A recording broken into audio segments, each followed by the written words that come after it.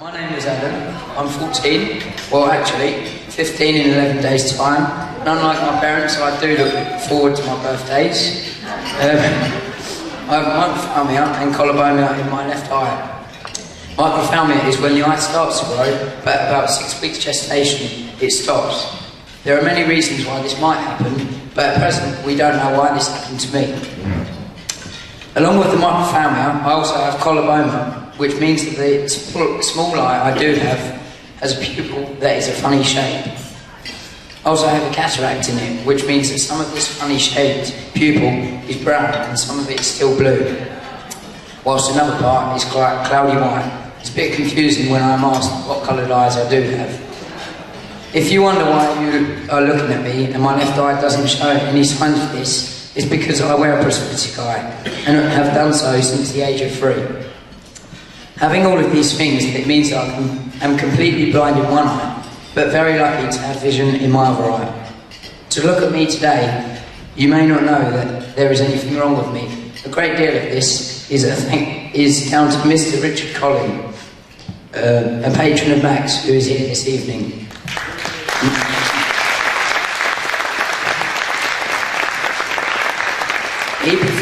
He performed the operation that removed the cyst I had when I was a toddler. I know you probably won't remember me, Mr. Collin, as I was only 3 when you saw me.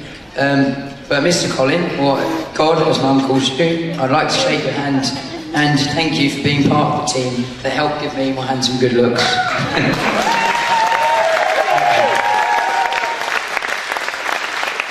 When you hear of the charity MACS and the surrounding words Children's Society, you probably think of babies or younger children, maybe 6 or 7.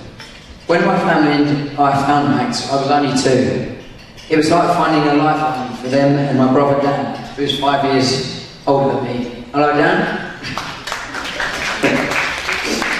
As I was so young, for the first few years of being part of MACS, other than having some brilliant weekends at the annual AGMs and regional events, I hadn't needed or realised the help that MACS gave. It wasn't until just a few months ago, when I read an old newsletter containing an article that Dan had written, did I realise just how much as a family we had needed MACS's help. As I mentioned earlier, I had a cyst that eventually grew so big it was visible to everyone.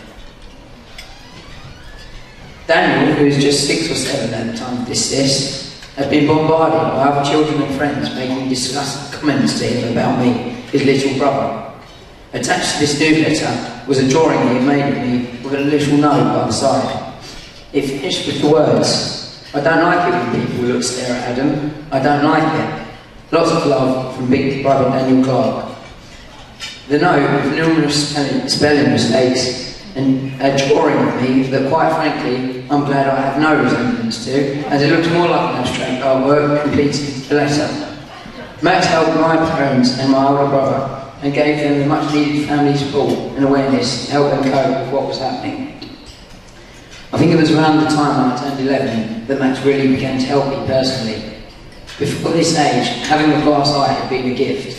It was a genuine party piece. I could have friends around and amaze them with my magic trick.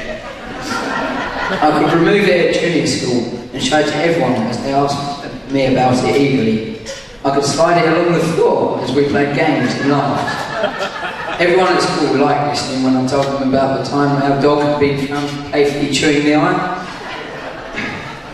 They would say it was cool, and never bothered if I had my eye in or out. At a younger age, children and friends seemed more open to differences, and this glass eye gave me character. It made me feel one of a kind, unique. It was not until the end of junior school that approached that I became uncomfortable with telling people about the blindness in my left eye and about the prosthesis. I was coming to the end of year 6 and a new boy had just joined the school. He didn't see the fact that I had a glass eye as a good thing and found it weird or freaky. He started to say this to a few of the other people in my year and the bullying began. They started to ask questions or say things about me, much different to the friendly or inquisitive things they used to ask. The question turns to taunts and name calling. I still hate the word freak. At the time I felt singled out and angry. Why was I born like this? Why was this happening to me? Why? I was sad to leave junior school, but relieved to get away from the hurtful things that had been said about me and to have a new start. But moving into school made the whole experience a lot harder. I made the decision not to tell anyone about my eye because I knew there would be so many questions, and I just wanted people to think I was normal, as every other teenager does. One of the boys who used to go to my previous school had also joined, and he was in my tutor. I asked him if he would not tell anyone about my eye. However, it wasn't that easy, and sure enough, within a few weeks, I noticed a handful of people staring at me, talking under their breath to their friends, muttering words. It was a horrible sensation to experience. I grew more and more conscious of the way I looked and frustrated about how the right side of my face seemed different and unfitting to my left. It made me feel one of a kind, unique, but in a different way. I started to become less confident and generally wasn't as happy a person. I found it hard to even talk to my mum and dad about what was happening, even though they were always so open and supportive. The fact that I was alone in my situation dawned upon me. I felt like there was no one in my life who could relate to the experiences I was having.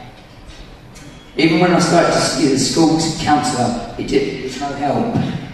I could talk to them and tell them about the situation I had found myself in, but at the end of the day, they didn't know how I really felt or couldn't change anything that was happening to me. I felt that whatever was happening wasn't even the counsellor's problem. It was embarrassing to tell her about it. Why should she have to listen to me? A trip to France with a year group was approaching, and I realised that over a 2-night stay in a hotel, I would have to remove my eye at some point. I found myself sitting, thinking of ways to stop people from seeing me without my eye in. But it was inevitable that with 6 people in a room, someone would spot me and say something to the other. I knew I would have to tell them about my eye, and I did too, but it was hard to find it in myself. I told my closest of the friends, and luckily he was okay with it, and helped me to tell the others, reducing the pressure greatly. After a lot of stress leading up to the trip, the days finally came, and I came back home from France with a smile on my face, a bag of chocolates that I didn't even like, and the smell of garlic and frog's legs in my hair. After the events and changes of the past year, and rapid decrease in my self-confidence, my mum and dad decided to book us into the next MACS annual family weekend. We had been part of the organisation MACS for as long as I could remember. My mum and dad had joined the charity months after leaving the hospital, having just given birth, lost and worried for their baby's new state. It helped them and my brother Daniel back then, but now they knew I needed MACS's help. Going to that MACS weekend and seeing all of the other people who could share their experiences and talk about what they were feeling, so similar to mine, was probably the best thing that could have happened to me. Just these 2 days have boosted my confidence so much, and I've made so many new friends. I went on to join the first MACS sailing voyage, which took place in Scotland. Arguably the best 5 days of my life. The week gave me time to first bond with the other MACS teenagers, and then talk to them about our different experiences and how we felt about ourselves. I learned to accept my differences and how lucky I am to have the amount of vision that I do have. Not only have I gained so much confidence, but the voyage also gave me so many practical skills.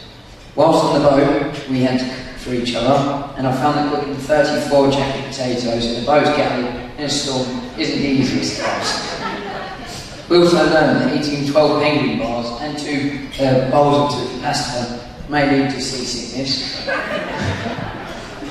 We shared some great times and learned many leadership skills, as we had to raise sails and work as a team to plot a course and various other tasks. In May this year, I also took part as a buddy on the 16 MACS voyage, helping others on the boat to gain the self-confidence that I had the year before, which also helped me greatly, and something which I enjoyed so very much. I would like to take this opportunity to thank MACS and all the people and friends who have helped me along the way. Especially Robbie Pro, who's sitting on table 9.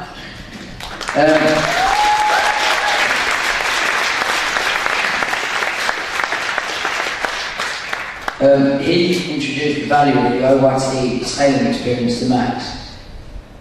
Oh, it's got in brackets here. Ha ha ha, you should not have left your laptop lying around, Adam. Thanks, Robbie.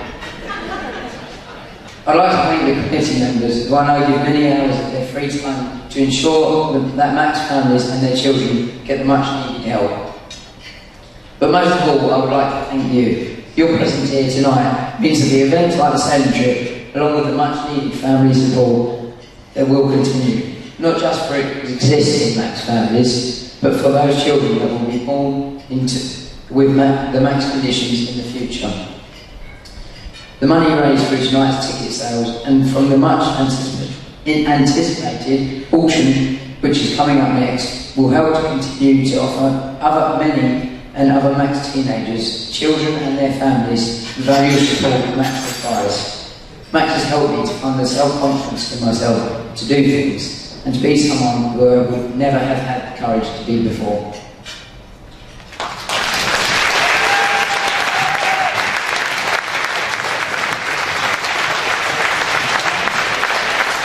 Thank you, Adam.